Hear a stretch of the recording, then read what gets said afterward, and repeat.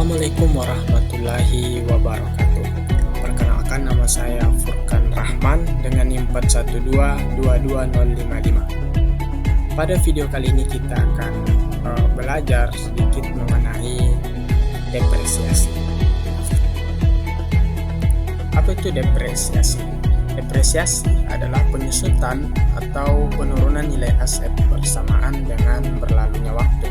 Aset yang dimaksud di sini adalah fixed asset atau aset tetap yang pada umumnya berupa bangunan, mesin atau peralatan dan lain-lain.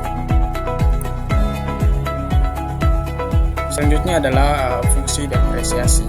Nah, di sini ada 4 fungsi yang saya ambil. Yang pertama itu membantu membuat keputusan investasi yang lebih tepat, kemudian menghindari risiko kerugian akibat penurunan nilai aset. Ketiga, memberikan gambaran yang lebih jelas tentang nilai sebenarnya dari aset perusahaan, dan yang terakhir itu mengevaluasi kinerja keuangan perusahaan. Kemudian untuk menghitung depresiasi itu ada beberapa metode yang digunakan. Secara teoritis itu ada 6 metode. Yang pertama ada metode Strength of Line Depreciation atau SLD. Yang kedua Sum of Years Digits Depreciation atau SOYD. Yang ketiga Declining Balance Depreciation atau DBD.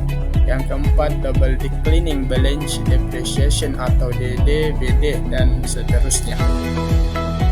Apa sih itu Double Declining Balance Depreciation atau DDBD? DDBD merupakan salah satu metode depresiasi yang menggunakan tingkat penyusutan yang lebih besar pada tahun-tahun awal masa manfaat aset dibandingkan dengan tahun-tahun berikutnya. Nah, adapun untuk rumus menghitung depresiasi dengan metode Double Declining Balance Depreciation itu sama dengan 2 dikali inti atau investasi, kemudian dibagi dengan jumlah tahun atau lamanya aset didepresiasi, kemudian dikali dalam kurung 1 dikurang 2 dibagi jumlah tahun balas kurung pangkat jumlah tahun dikurang 1. Contoh, pendapatan PT Garuda Indonesia pada Mei 2021 sekitar 56 juta US dollar dari pelayanan domestik pesawat. Berdasarkan pengalaman umur produktif sebuah pesawat adalah 5 tahun. Hitunglah depresiasi per tahun dengan metode Double Declining Balance Depreciation serta nilai buku pada akhir periode. Dari soal kemudian diperoleh I-nya, investasi itu 56 juta, dan E-nya atau jumlah tahun lamanya depresiasi itu 5 tahun.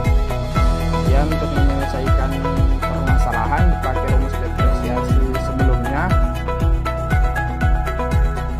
Depresiasi pada tahun pertama itu sama dengan 2 dikali 56 per 5, kemudian dikali 1 kurang 2 per 5 pangkat 1 kurang 1, sehingga sama dengan 112 per 5 dikali 1 diperoleh 22,4 juta US dollar pada tahun pertama.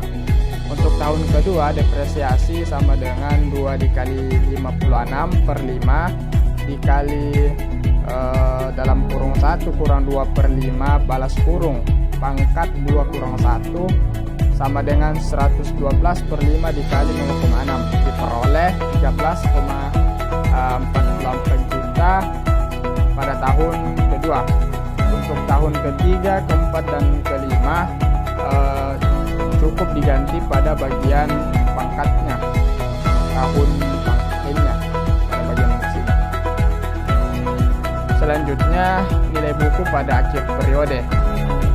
Menggunakan untuk mencari nilai buku pada akhir periode dipakai BPN sama dengan I dikali dalam kurung 1 dikurang 2 per N balas kurung pangkat tahun akhir periode, sehingga dikasih masuk data diperoleh BP5 nilai buku pada tahun kelima sama dengan 56 juta US dollar dikali dalam kurung 1 kurang 2 per 5 balas kurung pangkat 5 diperoleh 4,35. cash flow setelah pajak, kita pakai contoh soal. Diketahui investasi ROI sama dengan 56 juta, annual benefitnya juga 56 juta, kemudian annual costnya 20 juta, nilai sisa 200 juta, umur investasi 5 tahun, dan pajak perusahaan 20%. Dari soal kemudian diperoleh kolom T, kolom A dan kolom C untuk cash flow awalnya. Kemudian untuk kolom C itu diperoleh dengan kolom B dikurang dengan kolom A. Misalnya 56 dikurang dengan 20 diperoleh 36. Kemudian untuk kolom D, BD nya itu didapat dengan rumus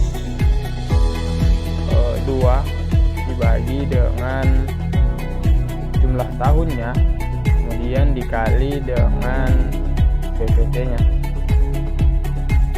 hingga diperoleh 22 tahun pertama. Untuk BPT nya sendiri itu diperoleh dengan BPT all atau kolom E 56, kemudian dikurang dengan BD pada tahun pertama, sehingga diperoleh 34. Kemudian untuk PKP nya kolom EF itu diperoleh dengan kolom C NCF nya dikurang dengan kolom D nya atau kolom DDBD nya. Misal 36 dikurang dengan 22 diperoleh 14.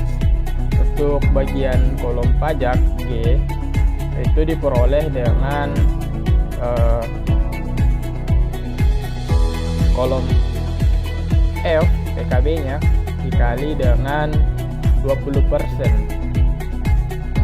Misal 14 dikali 20% itu diperoleh 3, sehingga cost flow nya setelah pajak atau kolom H nya diperoleh dengan kolom C atau NCF nya dikurang dengan pajak atau kolom G nya. Misal 36 dikurang 3 sama dengan 33, dan seterusnya.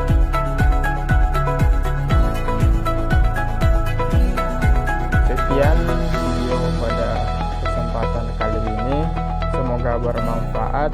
Assalamualaikum warahmatullahi wabarakatuh.